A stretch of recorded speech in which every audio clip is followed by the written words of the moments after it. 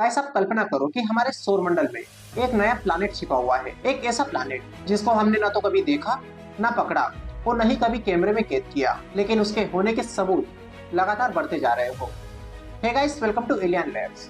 आज हम बात करेंगे प्लैनेट वाई नामक एक प्लैनेट की, जो कि हमारे सौरमंडल में हो सकता है और इसकी वजह से हमारे सौरमंडल का संतुलन थोड़ा सा टेढ़ा भी हो चुका है। गाइस, हम सभी बचपन से सुनते आए हैं कि हमारे के प्रभाव को देखा और फिर समझा कि भाई यहाँ पर भी एक नया ग्रह है। यानी कि पहले इशारा मिलता है, फिर खोज होती है। आज प्लैनेट वाई की कहानी भी ठीक उसी पैटर्न पर चल रही है। गाइस, प्रिंसटन यूनिवर्सिटी के एक युवा शोधकर्ता जिनका नाम है अमीर सिराज, इनकी टीम कुइपर बेल्ट के डोजेंस ऑफ ऑब्जेक्ट्स का अध्ययन कर रही थी और उसी दौरान उनको इस प्लैनेट के बारे में पता चला। अच्छा, सबसे पहले हम बात करते हैं कुइपर बेल्ट की। अब कुइपर बेल्ट के नेपच्यून के बाहर बर्फीले, पथरीले और टेढ़े मेढ़े छोटे ग्रहों और चट्टानों का एक विशाल इलाका है, जहाँ पर प्लूटो, एरिस, मैकमैक्स जैसे ऑब्जेक्ट्स मौजूद हैं। और इन्हीं ऑब्जेक्ट्स की कक्षाओं में उन्हें एक अजीब चीज दिखी। लगभग 50 से भी ज्यादा कुइपर बेल्ट के ऑब्जेक्ट्स की कक्षा 15 डिग्री झुकी हुई मिली हमारे सौरमंडल के मूल प्लेट प्लेन के बाहर। और ये झुकाव रैंडम नहीं था, यह सिस्टमेटिक था। इसको और आसान भाषा में आप ऐसे समझो कि सौरमंडल का पूरा डिस्क सीधी लाइन में होना चाहिए, लेकिन इसका एक हिस्सा थोड़ा सा मुड़ गया है, जैसे कि कोई बड़ी चीज इसको खींचकर थोड़ी सी तिरछी कर रही हो। और यही से दिमाग में एक शक उठा कि यहाँ पर कोई ग्रह या कोई भारी चीज, कोई भारी ऑब्जेक्ट मौजूद है। लेकिन सवाल बनता है कि भाई 15 डिग्री का झुकाव क्या इतना बड़ा सबूत है? मतलब कि 15 डिग्री तो कुछ भी नहीं होना चाहिए। तो गाइस, असल में स्पेस में करोड़ों अरबों किलोमीटर दूर, इतनी बड़ी दूरी पर और इतने बड़े पैमाने पर दर्जनों ऑब्जेक्ट्स की कक्षाएं एक साथ झुकी मिलना, यह कोई चमत्कार नहीं है, ये किसी भारी चीज का प्रभाव है। आप इसको ऐसे समझो कि अगर सड़क पर चलते हुए 50 लोग एक तरफ मुड़ जाए तो फिर वहां पर हवा वजह नहीं होती, वहां पर वजह कुछ और होती है। ठीक उसी तरह कुइपर बेल्ट के इन दर्जनों ऑब्जेक्ट्स की जो टेढ़ी कक्षाएं हैं, वो ये संकेत दे रही है कि बाहर छुपा हुआ कोई ग्रह हो सकता है। और यहीं से प्लैनेट वाई की चर्चा शुरू हुई। ऐसे हमारे सौरमंडल के बाहर प्लैनेट एक्स नाम का एक और प्लैनेट है, जिसको गैस दानव कहा जाता है, यानी कि जुपिटर जैसा प्लैनेट। प्लैनेट वाई इससे बिल्कुल अलग हो सकता है। ये एक संभावित अर्थ साइज रोके प्लैनेट है। इसका मास अर्थ और मरक्यूरी के बीच हो सकता है, यानी कि न तो बहुत छोटा और न ही बहुत बड़ा। इसकी अनुमानित दूरी 100 से लेकर 200 एयू के बीच हो सकती है। अच्छा, एयू क्या होता है? तो देखिए, ये एस्ट्रोनॉमिकल यूनिट होती है। एक एयू में करीब 15 करोड़ किलोमीटर की डिस्टेंस होती है।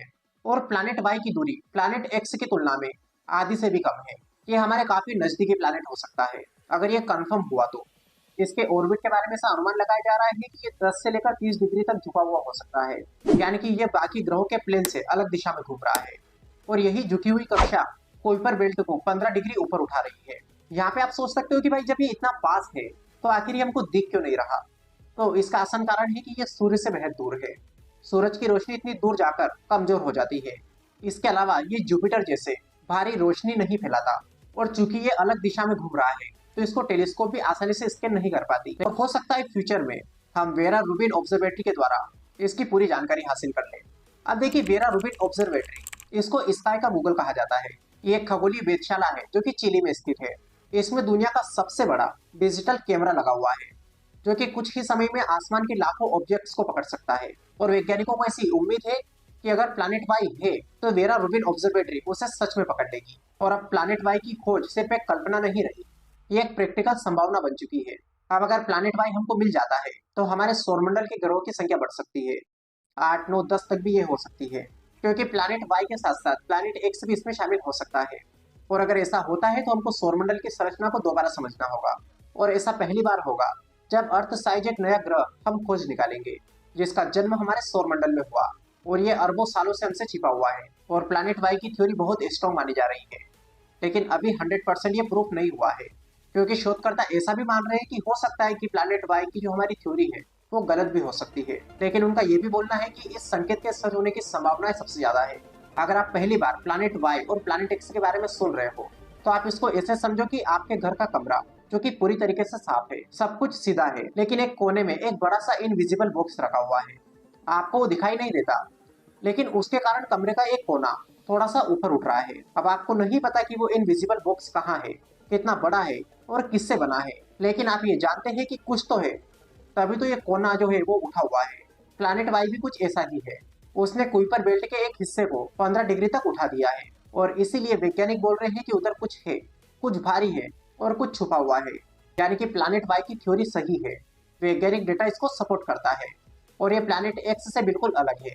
हो सकता है अगले कुछ सालों में हम इसको देख सकेंगे, और अगर ये मिल गया तो ये मानव इतिहास में पृथ्वी के आकार का ऐसा पहला ग्रह होगा जिसे इंसानों ने खोजा है, वो भी हमारे सोलर सिस्टम में। खैर, आपको अगर वीडियो पसंद आए तो लाइक कर लीजिए और अपने दोस्तों को शेयर करिए, साथ ही कमेंट बॉक्स में बताइए कि क्या प्लैनेट वाई असली है। चैनल पर पहली बार विजिट कर रहे हो तो चैनल को सब्सक्राइब कर लीजिए। Very best, thank you so much.